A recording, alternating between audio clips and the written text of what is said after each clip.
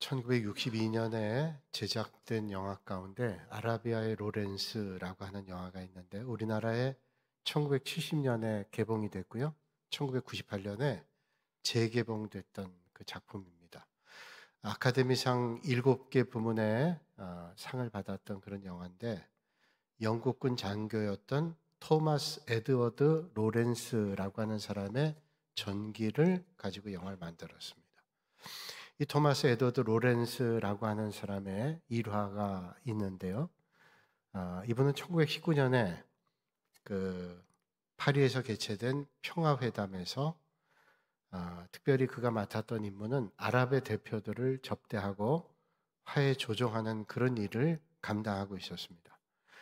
파리의 고급 호텔을 예약하고 그 아랍의 대표들을 접대하면서 이곳저곳을 구경하게 했습니다. 그들의 마음을 열게 하는 거죠. 이 사람들이 감동을 받은 거는 프랑스에 있는 에펠탑도 아니고 루브르 박물관도 아니고 세느강도 아니었습니다. 그 고급 호텔 안에 있는 목욕탕에 큰 감명을 받았대요. 여러분 알고 있다시피 사우디아라비아 아랍 지역에는 사막에 얼마나 물이 귀합니까? 그런데 그들이 인상적으로 느끼게 된 건 목욕탕 안에, 호텔 목욕탕에 수도꼭지만 열면 물이 콸콸 나오는 거예요. 이야, 이 대단하다. 그런 생각한 거예요. 자, 그렇게 이제 회담이 마무리돼 가고 이제 말미에 호텔 관계자가 로렌스를 찾아왔습니다. 큰일 났습니다. 왜 그러냐 그랬더니 이 아랍의 대표들이 지금 이제 집에 갈 때가 됐다고 호텔에 있는 수도꼭지를 떼고 난리라는 거예요. 그래서 갔더니 수도꼭지를 떼고 있는 겁니다. 왜 그러십니까? 그랬더니 이거 갖다가 우리나라에 갖다 설치하면 물이 콸콸 나올 게 아니냐라고 얘기했대요. 그래서 로렌스가 설득했습니다. 이거는 수도꼭지를 갖다 놔도 백날 해도 물이 나오는 게 아닙니다. 이 수도꼭지에 수도관이 연결되고 그 수도관은 수원지에 연결이 돼야 물이 나오는 겁니다. 수도꼭지 갖고는 안 돼요. 그렇게 설득한 이야기가 나옵니다. 여러분, 수도꼭지를 아무리 사막 한가운데 꼽아 놓는다 그래서 절대로 물이 나오는 게 아니죠. 수도꼭지에 수도관이 연결되고 수원지에 연결돼야 수원지에 있는 물이 공급이 되는 것입니다. 중요한 것은 눈에 보이는 외부적인 것이 아니라 근원이죠. 어떤 근원에 연결되어 있는가라고 하는 겁니다.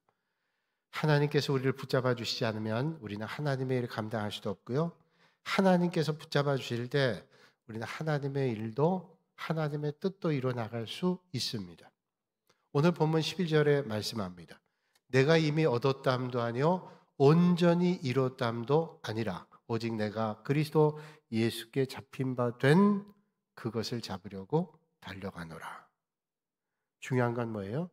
예수님께 잡힌 바 되는 거죠. 주님께 인도함 받는 거예요. 여러분 야곱을 보십시오. 하나님께서 그에게 약속해 주셨습니다. 그럼에도 불구하고 야곱의 지난 삶이 어땠습니까? 팥죽 한 그릇으로 형을 속여서 장자의 명분 차지하 아버지 속여서 장자의 명분권 얻었습니다. 그랬다가 결국은 에서의 미움받고 결국 도망가서 외삼촌 라반 집에 있다가 또 삼촌에게 사기당해.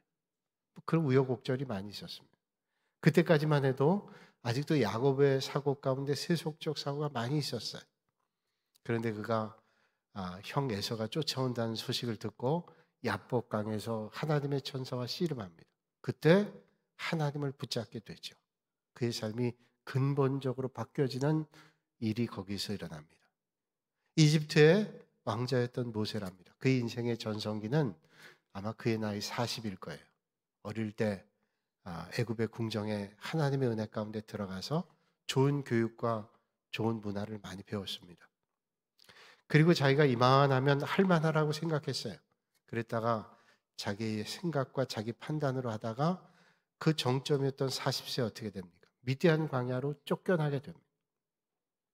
미디안 광야에서 철저하게 하나님을 의지하는 훈련합니다. 그리고 그가 80세가 되어서 그의 인생이 바뀌죠. 주님을 붙잡는 그의 인생이 바뀌어지게 됩니다. 그래서 하나님 맡겨주신 귀한 일들을 감당하게 하죠. 그러니까 여러분 하나님을 붙잡는 게 중요합니다. 하나님께 붙잡힌 바 된다는 게 중요하죠. 믿음의 사람에게는 하나님께 붙잡히게 되는 그 사실이 참 중요합니다. 바울은 하나님 붙잡기에 애썼던 사람입니다. 그가 하나님을 붙잡는 방법이 율법은 바리새인이요 그리고 교회를 핍박했던 사람이잖아요. 그 다메섹 도상에서 부활의 주님을 만나고 하나님께 붙잡히게 됩니다. 그의 열심은 잘못된 열심이었던 것을 그는 깨닫게 되죠. 주님께서 말씀합니다. 네가 어찌하여 나를 핍박하느냐. 제가 언제 주님 핍박했습니까? 그 열심을 다해서 하나님을 위한다고 했지만 그게 주님을 핍박하는 일이에요. 믿음의 성도들을 박해했습니다. 우리가 열심히 뭐를 한다는 것 참 중요합니다. 흐지부지 하는 것보다 열심히 하면 상당한 결과를 맺게 되죠. 그런데 더 중요한 것은 그 열심이 어떤 열심인가, 올바른 열심인가라고 하는 것이 더 중요합니다. 주후 350년에 로마 교황청의 교황 가운데 율리우스라고 하는 교황이 있습니다. 많은 사람들이 존경을 했고 스스로도 괜찮은 사람이라고 생각했습니다. 그래서 그 사람 이름 앞에는 세인트라고 하는 존칭이 붙었습니다. 거룩하다, 아주 훌륭한 그런 교황이라고 생각했습니다. 이 교황이 하루는 밤에 잠을 자다 꿈을 꿨습니다. 천사가 나타나서 율리우스를 만나 얘기하죠. 그때 율리우스는 자기가 하나님께 대해서 얼마나 열심인지, 내가 얼마나 하나님의 일을 감당했는지 라고 하는 것을 자랑했습니다. 그러자 그 천사가 율리우스에게 얘기했습니다. 그렇다면 네 열심이 얼마가 되는지를 보여달라. 율리우스가 자기의 가슴을 열고 자기 가슴 안에 있는 열심 덩어리를 내놓습니다. 천사가 그 열심 덩어리를 받아서 저울에 재보니까 100kg 됐어요. 흐뭇했습니다. 야, 내가 열심히 있다고 생각했는데 생각보다 더 열심히 있었네 라고 생각했어요. 그런데 천사가 그 열심 덩어리를 저울에서 빼더니 끓는 물 속에 넣습니다. 그러니까 그 열심이 녹아내리면서 성분이 드러나게 됩니다. 그 성분에 분석을 해보니까 그 안에 야심이 30kg, 자기 자랑이 25kg, 명예심이 40kg, 하나님께 대한 열심은 5kg 밖에 되지 않았어요. 그러니까 그가 가지고 있었던 열심은 야심과 자기 자랑과 명예욕 그런 게 가득했어요. 하나님께 대한 열심은 5kg 밖에 되지 않았어요. 그는 머리를 들 수 없었다 그럽니다. 오늘 본문 말씀이 기록된 빌립보서라고 하는 책이 기록될 때 아마도 바울은 이미 60이 넘은 나이입니다. 지금 60은 제2의 인생이라고 얘기할 수 있지만 그 당시 60은 이제 인생을 정리해야 될 때였습니다. 그리고 그때 그는 로마의 감옥 가운데 있었습니다. 이제 그가 산다 그래도 5, 6년을 보장할 수 없는 그런 삶이었습니다. 로마 감옥에서 그 인생을 마무리하고 있을 그럴 때였습니다. 지난 30년 돌아보면 하나님의 은혜였습니다. 교회를 핍박했지만 하나님의 은혜로 다메섹 도상에서 회심하고 난 다음에 열심을 가지고 복음을 전했습니다. 많은 교회가 바울 때문에 생겨났습니다. 소아시아에 있는 7교회도 가는 곳마다 많은 교회들이 세워지게 됐습니다. 돌아보면 하나님의 은혜 아닌 것 없고 중요한 도시마다 큰 교회가 세워지게 됐고 특별히 자기가 복음 전하지 않았는데 로마 같은 곳에는 이미 복음을 받았던 사람들이 가서 교회를 세웠어요. 놀라운 일들이 일어나고 있었습니다. 그는 기독교 복음이 전파되는데 정말로 가히 영웅적인 업적을 세웠다고 해도 지나치지 않았을 것입니다. 그렇다면 이 정도 되면 이제 한 박자 속도를 멈추고 감옥에도 있으니 숨을 고를 때가 되지 않았을까요? 그런데 오늘 본문 말씀에 바울의 고백을 들으면 전혀 그렇지가 않습니다. 형제들아, 나는 아직 내가 잡은 줄로 여기지 아니하고 오직 한 일 즉 뒤에 있는 것은 잊어버리고 앞에 있는 것을 잡으려고 위에서 부르신 표대를 향하여 그리스도 예수 안에서 하나님이 위해서 부르신 부름의 상을 위하여 달려가노라. 놀랍죠? 난 뒤에 있는 것 잊어버려요. 왜? 앞에 있는 걸 잡으려고 표대를 향해서 난 부름의 상을 위해서 달려가겠다 고백합니다. 대단한 고백입니다. 바울은 자기 일생을 경주하는 경주자에 비유합니다. 여러분, 경주하는 경주자는 목표가 분명해야 됩니다. 어디로 가는지, 어떻게 가야 되는지 모르고 경주할 수 없습니다. 어떻게 가야 되는지 확인하고 목표를 향해 달려가야 됩니다. 그 목표를 향해 달려갈 때 뒤돌아보지 않아야 돼요. 그래서 바울은 뒤에 있는 것은 잊어버리고 앞에 있는 것 잡으려 달려간다는 거예요. 때때로 우리가 뒤를 돌아보는 거 중요하죠.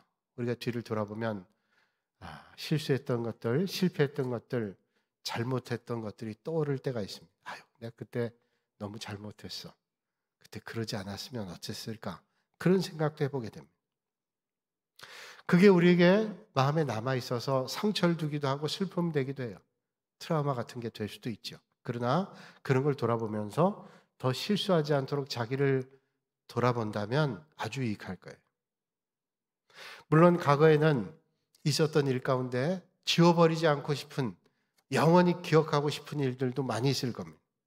그럼에도 우리가 뒤를 돌아보면 후회되는 것들이 많죠. 아유, 내가 그때로 돌아가면 어떻게 할까 생각해 보는 거 많습니다. 가끔 은퇴하신 목사님들이 기독교 잡지에 쓴 글들 보면 내가 옛날로 돌아가면 그 글을 읽어보면 그러셨구나. 그런 것들을 보완하면 되겠구나. 그런 생각을 해보게 돼요. 후회해요. 후회할 일들이 많습니다. 그런데 그 유익함은 회개한다라 그러면 참 유익이 되죠. 그래서 자기를 돌아보고 회개한다. 하나님께서 우리의 연약함을 아시고 회개하는 자를 용서해 주시잖아요. 예레미야 31장 34절에 이렇게 말씀합니다. 내가 그들의 악행을 사하고 다시는 그 죄를 기억하지 아니하리라. 여호와의 말씀이니라. 하나님께서 그들의 죄, 그들의 악행을 사하고 다시는 그 죄를 기억하지 않는다. 하나님께서 우리의 잘못을 회개하면 기억하지 않는다. 다 기억하지 않고 잊어버리신, 얼마나 감사한. 하나님께서 우리의 죄를 용서하는 것은 완전히 지워버린, 완전히 없애버린. 영어의 단어 가운데 용서한다는 말을 포기브라고 얘기합니다. 포기브, 용서한다. 그런데 잊는다는 말은 포겟이에요. 포기브와 포겟이라는 단어는 같은 어원을 가지고 있습니다. 용서한다, 잊어버린다, 같은 어원을 가지고 있다는 거예요. 영국의 토마스 모어라고 하는 귀족이 있습니다. 우리가 알고 있는 대로 유토피아를 썼던 사람이죠. 이 사람이 정적에 의해서 죽음을 맞이하게 되어 사형 선고를 받게 됩니다. 이 토마스 모어가 자기 재판에서 사형 언도를 내린 재판관 앞에서 이런 말합니다. 재판관님, 오늘은 제가 재판관인가 저를 친구라고 부르게 해주시기 바랍니다. 당신과 나와의 관계가 바울과 스데반의 관계가 되길 바랍니다. 여러분 알다시피 바울과 스데반은 옛날엔 좋지 않은 관계였어요. 왜냐하면 사울이었을 때 스데반 집사가 돌에 맞아 죽을 때 그의 옷을 맡았던, 말하자면 증인입니다. 저 죽어도 합당하다라고 했던 증인이었던 사람이 사울이었습니다. 그러니까 주님 만난 다음에 완전히 바뀌었죠. 당신과 내가 바울과 스데반의 관계가 되길 원합니다 라고 하는 말은 뭐냐면, 이제 그런 힘든 일을 겪었지만 하나님 나라에서는 바울과 스데반은 동역자일 것이고 가장 가까웠던 사람이 됐을 것입니다. 저는 하나님 나라에서 당신과 영원히 살고 싶습니다.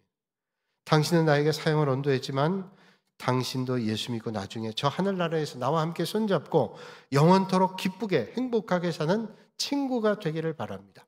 이렇게 말했어요. 재판관이 그 말을 듣고 깜짝 놀랐습니다. 아니, 자기를 사형하라고 하는 사형 언도를 내린 나에게 영원한 친구가 되라. 당신은 어떻게 이런 엄중한 순간에 그런 말을 할 수 있습니까? 그러자 토마스 모어는 얘기합니다. 내가 그렇게 할 수 있는 것은 예수님께서 먼저 나에게 오셔서 긍휼과 사랑과 용서를 베풀어 주셨기 때문에, 그분이 내 안에 있기 때문에 할 수 있는 일이죠. 그렇습니다. 하나님은 우리의 온갖 허물과 연약함도 알고 계시고 우리의 약점도 부족함도 다 알고 계십니다. 그런데 한번 하나님 앞에 고백한 죄를 기억도 하지 않는다고, 다 잊어버리셨다고 말씀하고 있습니다. 그런데 여러분 아십니까? 마귀는 우리의 과거의 실패를 자꾸 들춰냅니다. 너 이랬지 저랬지. 얼마나 잘못했어. 마귀는 우리의 잘못을 자꾸만 들춰냅니다. 제가 언젠가도 말씀드렸지만 바르트부르크라고 하는 독일의 성에 가면 종교개혁을 했던 마틴 루터가 숨어있던 성입니다. 그 성주가 마틴 루터를 숨겨줬던 그런 성입니다. 방과 방 사이에 쪽방에 그냥 숨어 있었습니다. 얼마나 많은 날들이 두려웠겠어요. 그 성에 숨어 있을 때 마귀가 나타나서 마틴 루터를 공격하죠. 네가 얼마나 잘못된 죄악 덩어리인지, 네가 감히 종교개혁을 한다고? 내가 사람들 앞에서 네 죄를 다 까발길 거다. 마틴 루터, 만약에 누군가 여러분이 네 죄를 다 까발길 거다. 지난 여름에 뭘 했는지. 그렇다면 뭐라 그럴까요? 마틴 루터가 그때 그가 쓰고 있던 편지 찍어 쓰던 잉크병을 집어 던지면서 마귀에게 이런 말을 했죠. 나는 네가 말한 것보다 2배 이상 더 많은 죄를 졌다. 그러나 십자가의 보혈이 나를 깨끗하게 했다라고 고백을 하죠. 마귀는 우리를 자꾸 들춰내요. 우리의 실패를, 과거를, 잘못을 들춰냅니다. 상처받은 걸 자꾸 후벼 팝니다. 그런데 주님은 잊게 하죠. 성령님이 우리를 회개한 것을 용서해 주십니다. 그리고 미래를 보여주시고 앞길을 열어주시는 거예요. 그래서 바울은 고백합니다. 오직 한 일, 즉 뒤에 있는 것은 잊어버리고 앞에 있는 걸 잡으려고 표대를 향하여 그리스도 예수 안에서 하나님이 위해서 부르신 부름의 상을 위하여 달려가노라. 그렇습니다, 여러분. 잊어야 될 것 잊고 앞에 있는 걸 잡기 위해서 표대를 향해 달려가야 됩니다.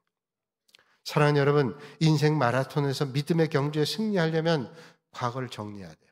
그리고 끊어야 될 것 끊고 잘라야 될 걸 자르고 그리고 앞으로 나가지 못하게 하는 것들 끊어버려야 돼요. 그걸 붙잡고는 도저히 앞으로 갈 수 없습니다. 침대 공포증에 걸린 환자가 있습니다. 침대 공포증이라는 게 뭐냐면 침대 위에서 자고 있으면 침대 밑에서 뭐가 나올 것 같고 그래서 침대 밑에 가서 자면 침대 위에 뭐가 있는 것 같고 침대 공포증. 그러니까 여러분 별로 안 좋은 영화를 자꾸 보면 침대 밑에서 뭐가 올라와요. 그러니까 그런 공포증이 있는 사람이라 병원에 가서 이거 어떻게 하면 됩니까? 그때 의사분이 진단하더니 1년 동안 치료하면 제가 낫게 해드릴 수 있습니다. 1년 동안 약 먹고 잘 치료받으면 나을 수 있습니다. 그 1년 동안 어떻게 합니까? 이겨내야죠. 강하게 마음 먹고 이겨내셔야 됩니다. 그날 밤에도 또 침대 밑이 걱정되고 밑으로 가면 위에가 걱정되고 그 얘기를 목사님께 상담했어요. 그 교회 섬기던 목사님이 그 집에 신방 갔어요. 그 예배를 드리고 그 성도님에게 얘기합니다. 가서 톱을 가져오세요. 왜요? 침대 다리를 잘라버립시다. 침대 다리 자르니까 바닥이 안 보여요. 여러분 잘라야 돼요. 끊어야 될 거 잘라야 돼요.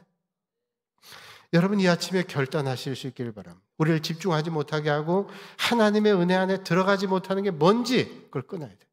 끊지 않고는 절대로 앞으로 나갈 수 없어요. 그 붙잡혀 있는 동안 절대로 앞으로 나갈 수 없습니다. 오늘 주님 말씀하죠. 앞에 있는 걸 잡으려고 표대를 향하여 그리스도 예수 안에서 하나님이 위해서 부르신 부름의 상을 위하여 달려가는. 왜 끊어요? 달려가기 위해서, 표대를 향해 달려가기 위해서 끊어야 돼요. 저 언젠가 목회하는 동료 목사님께 그런 말씀 드렸어요. 상가에서 한 20여 년 전에 개척을 하는데 상가교회에서 예배 드릴 때 문제는 뭐냐? 주일날 예배당 천정에 있는 공용 스피커에서 광고가 나와요. 그런 거 있잖아요. 여러분 집에서 할 때도 아파트에 관리실에서 뭐 몇 번 첫 빼주세요. 이런 소리. 뭐 공과금 언제 내달라. 이런 소리. 주일날 아침에 방송하는 거예요. 난방이 언제부터 꺼집니다. 이런 소리가 나는 거예요. 그래서 관리실 가서 얘기했어요. 제발 주일 아침에 예배 드리는 그날은 방송을 하지 말고 그 시간 지나서 하든지 다른 날 좀 해달라고. 그래서 믿음의 생각 가지고 여러분 주의 말씀 따라 삽시다. 이렇게 설교하는데 공과금 25일까지 내주세요. 방송이 나와. 그게 영 골치 아파요. 그래서 어떻게 하냐면 갈고리로 그 줄을 잡아당겨 잘랐대요. 그러니까 안 나오더래요. 여러분, 표대를 향해서 나아갈 때 끊어야 될 건 끊지 않으면 우리의 마음 뺏기는 거예요. 오늘 뒤에 있는 걸 잊어버리고 목표를 분명하게 달려가라고 그래요. 오늘 12절에 달려가라고 말씀하고 14절에 또 달려간다고 말씀해요. 14절에 잡으려고 달려가노라, 14절에 부름의 상을 위하여 달려가노라 말씀하고 있습니다. 여기 달려가노란 말, 이 말의 헬라어는 디오코란 말입니다. 달려간다. 디오코란 말은 추적한다. 사냥개가 먹잇감을 찾아, 사냥감을 찾아 달려가는 거예요. 그걸 디오코란 말이에요. 표대라는 말은 스코푸스라는 헬라어인데, 이 스코푸스라는 헬라어는 골대, 목표 지점. 달리는 사람은 결승점이고 구기 종목하는 사람은 골대. 그러니까 달려간다는 건 뭐예요? 사냥개가 먹잇감, 사냥감 위에 달려가는 것처럼, 경주자가 표대를 향해 가는 것처럼 그렇게 달려가야 돼요. 그러니까 표대를 향해서 우리는 목표 지점을 향해 달려가야 된다고 바울은 말해요. 그래서 바울은 표대를 향해 사냥개가 먹이를 찾아서 전심전력하는 것처럼 달려가야 된다고 말씀하고 있습니다. 언젠가 동물의 왕국에 치타에 관한 걸 본 적이 있어요. 치타. 표범 비슷하게 생겼죠? 아주 날렵하게 생겼습니다. 잘 달립니다. 이 치타는 세상에 있는 동물 가운데 가장 잘 뛰는 동물 가운데 하나. 사자보다, 호랑이보다 빨라요. 보통 시속 70마일, 시속 110km.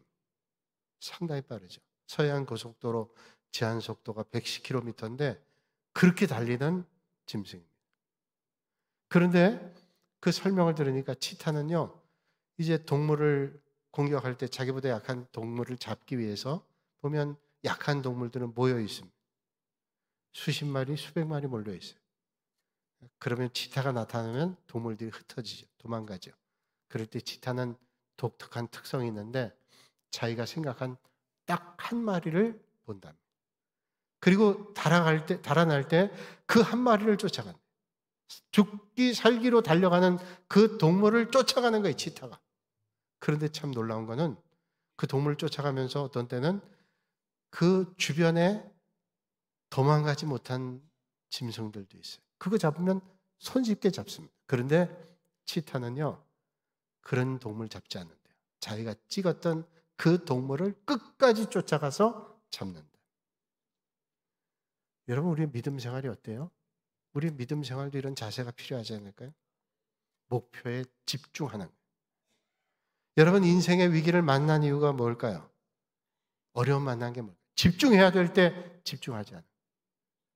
이사 받은 사람이 되든 말든, 이런 계획 가지고 하는 사람이 뭐 되면 되고 안 되면 안 돼.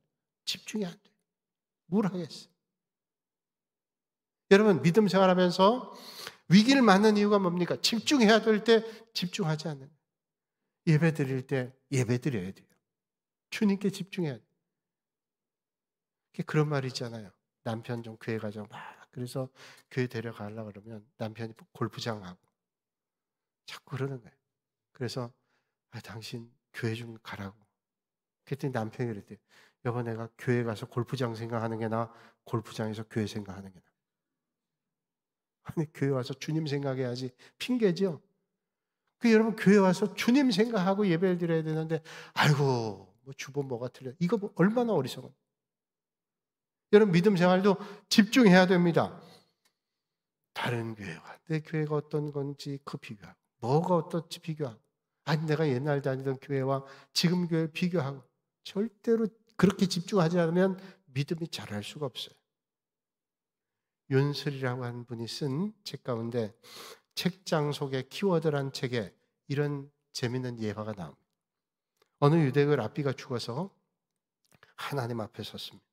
하나님, 저는 우리 민족의 해방자처럼 모세처럼 살지 못하고 하나님의 예언자였던 엘리야처럼 살지 못하고 그렇게 왔습니다. 저를 용서해 주세요. 죽은 랍비가 하나님 앞에 머리를 조아렸습니다. 그러자 하나님께서 그 랍비에게 이런 말을 했습니다. 너는 모세처럼 살지 못하고 엘리야처럼 살지 못하는 것이 잘못이 아니라 너 자신을 살지 못한 게 문제야. 내게 주어진 사명을 기억하지 못했어. 달팽이는 빨리 달리는 노를 부러워하지 않고 해파리는 하늘에 나는 종달새를 부러워하지 않는다는 말이 있어요. 그 뭐냐면 자기의 주어진 거에 최선을 다하는 것이 중요하다는 거예요. 여러분, 태양빛이 아무리 뜨거워도요, 쉽사리 불내지 않아요. 건조할 때는 그게 빛 때문에 불이 날 때 있지만, 근데 손쉽게 불낼 때가 있어요. 거기에 돋보기를 갖다 대면 태양빛이 모아집니다. 그리고 집중되는 곳에 연기가 나고 불이 납니다. 집중해. 미국의 카네기홀에서 젊은 바이올린 연주자가 연주했습니다. 아름다운 선율로 연주했어요. 모두가 감동했습니다. 기자가 와서 물었습니다. 어떻게 젊은 나이에 이렇게 바이올린 잘할 수 있습니까? 그러자 이 어리다시피 한 젊은 연주자가 이런 말을 했습니다. 제가 이렇게 할 수 있었던 비결은 딱 한 가지입니다. 전 불필요한 것들은 절대 하지 않습니다. 오직 바이올린 연주를 위해서 집중합니다. 사람들이 나를 어떻게 평가하는가? 그런 거에 전 연연하지 않습니다. 오직 연주에만 집중합니다. 바울도 얘기하죠. 예수 그리스도와 십자가 외에는 아무것도 하지 않겠다. 다른 것 때문에 그리스도와 십자가를 아는데 지장이 생기는 걸 원하지 않아요. 오직 나는 예수님과 십자가 외에는 아무것도 알기를 원하지 않아. 다른 건 다 배설물, 쓰레기같이 여겨도 나는 오직 주님만 집중하겠다. 사랑하는 여러분, 올 한 해 주님께 집중하실 수 있는 여러분들이 되시기를 주님의 이름으로 축원합니다. 주님께 집중할 때 하나님의 은혜가 오는 거예요. 가나안 여인이 여러분 잘 아시죠? 가나안 여인이 자기 딸이 죽게 생겨서 주님께 갑니다. 제 딸 좀 고쳐주세요. 근데 주님은 못 들은 척 하는 것 같아요. 못 들을 수가 없죠. 근데 안 들은 것처럼 하세요. 너무 시끄럽게 하니까 제자들이 아유 주님 좀 저 가나안 여인의 말을 들어주시든지 그냥 가라 그러든지 뭐라고 해주세요. 그때 예수님께서 말씀하죠. 이스라엘 잃어버린 양 외에는 보냄받지 않았다 나는. 그러니까 저 가나안 여인은 나하고 상관없다 이런 거절의 말 아니에요. 그래도 이 여인은 포기하지 않고 낙심하지 않고 주님께 매달립니다. 그때 주님께서 또 심한 말씀하세요. 자녀의 떡을 개에게 던짐이 마땅하지 않다. 개에게 왜 자녀에게 줄 떡을 주냐? 거절이에요. 그런데 이 여인 보세요. 그런 모욕적인 말을 듣고도 이 여인은 주님께 매달립니다. 주님, 개는 그래도 주인상에서 떨어진 부스라기를 먹잖아. 저에게 부스라기라도 이스라엘 백성들에게 주던 부스라기라도 저에게 주십시오. 주님께서 그 말씀 듣고 감동받았어요. 그러면서 말씀합니다. 여자여, 내 믿음이 크도다. 네 소원대로 되라. 여러분, 이 가나안 여인의 목표는 뭐예요? 딱 하나입니다. 내가 어떤 모욕을 당하든 어떤 수치를 당하든 어떤 비난을 당하든 내 딸이 살아야 되겠습니다. 주님은 그럴 능력이 있습니다. 주님께 집중했어요. 여러분, 마구잡이 인생은 목표가 없어요. 이거 하다가 말고 저거 하다 말고 이리 가다 말고 저리 가다 말고 저기 부르면 또 저기 가고 저쪽에 소리 내면 저리로 가고 목표가 없어요. 그런데 집중할 때 목표에 이를 수 있어요. 저 언젠가 미국 갔더니요. 미국에 살던 친구에게 너 길 가다가 누가 부르면 절대로 대답하지 말래. 잠깐 뭘 도와달라 그래도 정신 똑바로 차려야 된다. 그리고 항상 갈 곳이 있는 것처럼 가야지 두리번거리고 가면 안 된대요. 왜냐하면 요거 먹잇감이구나. 그러고 가서 칼을 쓱 들이대면 얼른 주머니에 있는 거 얼른 다 줘버리래. 목표가 없는 마구잡이 인생은 막이 밥 되는 거예요. 우리는 목표를 향해 집중하고 달려가야 됩니다. 목표가 아니면 눈 돌리지 않습니다. 쳐다보지 않습니다. 오직 부르심을 향해 달려갈 뿐입니다. 황금의 입이라는 설교자 크리소스톰은 이런 말을 했습니다. 달리는 자는 관중이 무슨 짓을 하든 그들을 돌아보면 안 된다. 오직 표대만을 향해서 달려야 된다. 하나님 나라가 분명한 목표를 가지고 있는 사람은 어떤 것에 흔들리지 않습니다. 어떤 평가와 어떤 말에도 매몰되지 않습니다. 오직 목표를 향해서 부르신 길을 달려갈 뿐입니다. 논어에 나온 얘기입니다. 한 번은 자공이 공자에게 묻습니다. 온 마을 사람들이 야, 저 사람은 훌륭하다. 그럼 그 사람은 훌륭한 사람입니까? 아니다. 그러면 나쁜 사람들이 저 사람은 나쁘다. 그러면 그 사람은 나쁜 사람인가요? 나쁜 사람들이 저 사람 나빠. 그럼 나쁜 사람일까요? 공자가 대답합니다. 아니다. 훌륭한 사람들이 훌륭하다고 그러면 그 사람은 훌륭하다. 나쁜 사람이 저 사람 나쁘다. 그러면 그 사람은 좋은 사람이다. 그럼 뭘 얘기할까요? 훌륭한 사람이 훌륭하다면 훌륭하고 나쁜 사람이 저거 나빠. 그런 거 좋은 사람이래. 그 말은 뭐냐면 그 말하는 사람이 어떤 사람이냐는 거예요. 여러분 미디어론에도 얘기하죠. 여러분 미디어가 메시지라는 말이 있어요. 마샬 맥루한이라는 사람 말하기를 미디어가 메시지다. 이 말은 뭐냐면 어떤 사람이 말하느냐가 그게 진짜 메시지라. 신뢰할 만한 사람이 얘기하면 그 신뢰할 만한 말이에요. 그런데 엉터리 같은 사람이 얘기하면 아무리 근사한 얘기를 해도 그 엉터리라는 거예요. 그러니까 어떤 사람이 어떤 말 하느냐 이게 중요한 거예요. 그렇다면 누가 인정하는가 하는 게 중요하죠. 많은 사람이 옳게 평가한다고 옳은 게 아니라 어떤 분이 인정하느냐, 어떤 분이 평가하느냐라고 하는 게 중요합니다. 사랑하는 여러분, 믿음의 경주에서 승리의 면류관을 쓰기를 원하시는지요? 버릴 것 버리고 끊을 것 끊고 오직 목표를 향해서 주님 향해 달려갈 수 있는 여러분들이 되시길 바랍니다. 우리 주님 앞에 나갈 때 주님께 인정받으시는 올 한 해 여러분 삶이 되시기를 주님의 이름으로 축원합니다. 거룩하신 아버지 하나님, 한 주간 동안도 하나님의 은혜 가운데 저희를 돌봐주시고 오늘 거룩한 주님의 날에 주님께 예배드리게 하시니 감사를 드립니다. 영광 받으시고 우리의 인생길에 오직 주님께 집중하여 푯대를 향하여 달려갔던 바울같이 부름의 상을 받기 위하여 푯대를 향해 달려가는 우리 모든 믿음의 권속들이 되게 하여 주시옵소서. 예수님의 이름으로 기도하옵나이다. 아멘.